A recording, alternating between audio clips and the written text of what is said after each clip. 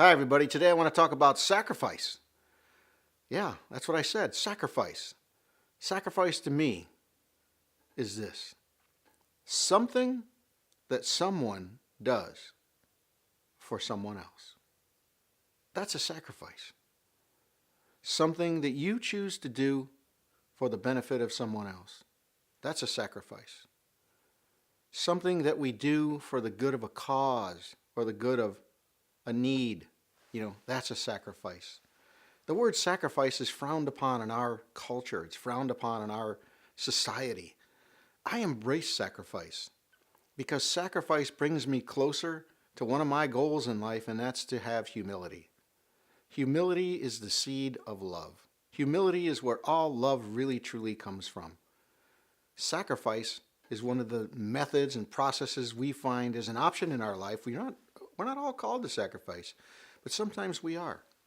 And how good is it when we sacrifice for the good of the other or the good of the cause? Maybe we experience a little inconvenience. Well, that's a sacrifice.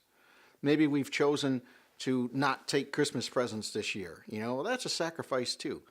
Maybe we would go and help a friend in need. Well, that was a sacrifice too. There's sacrifices for growth. There's sacrifices for improvement. There's sacrifices for kindness and service to others.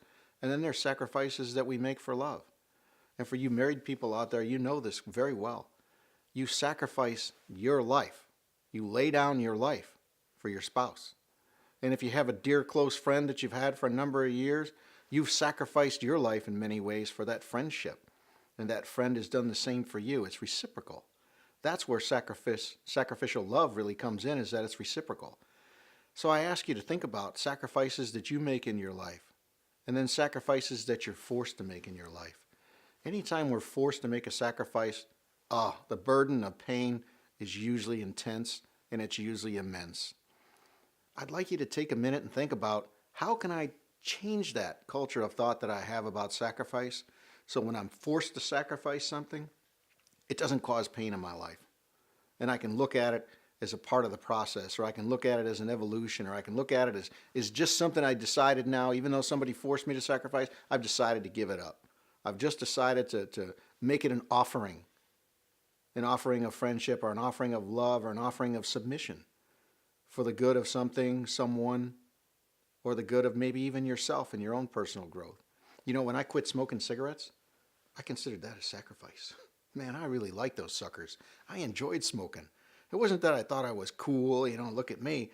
I enjoyed smoking. There was nothing like having a beer after a racquetball and then having a cigarette, or doing some kind of sporting event, where I'd grab a beer and a smoke. The two went hand in hand. I thought it was awesome. I enjoyed a good cigar too. And when I had to sacrifice giving up smoking in order to protect my health, I didn't realize this. It wasn't just about me, but my wife didn't smoke. She didn't really care for all that smoke, the smell of it in the house, the smell of it on me, on my clothes. But she never said a word. She was living a sacrificial love all those years when I smoked, and never said anything to me. That's a beautiful story about sacrifice, where I thought I was sacrificing to give up smoking. How long did she sacrifice in putting up with it? What a great example. What a great storyline for us to appreciate the differences in sacrificial love and sacrificial gifts that we are able to give and share in life. And I'll tell you another great sacrifice. If you're a faith-filled or religious person, and you go to a regular service or attend a daily mass, or maybe you're doing things in your life that you sacrifice time, energy, and effort to support your community or your church, those kind of sacrifices don't go unnoticed.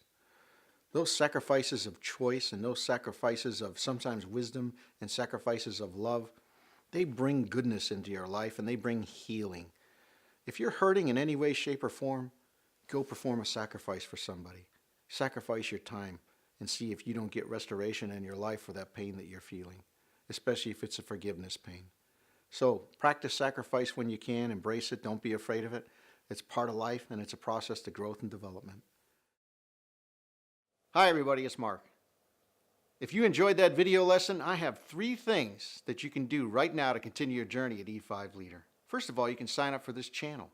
That way I can deliver weekly video lessons to you that'll transform your life. Secondly, you can go to e5leader.com, where I have a bunch more free training videos, newsletters, blogs, all kinds of great information on the secrets to leadership lessons that have transformed the top leaders in this country. In addition to that, I'll share with you upcoming events and live events that we're doing, and you can check us out on other social media networks as well.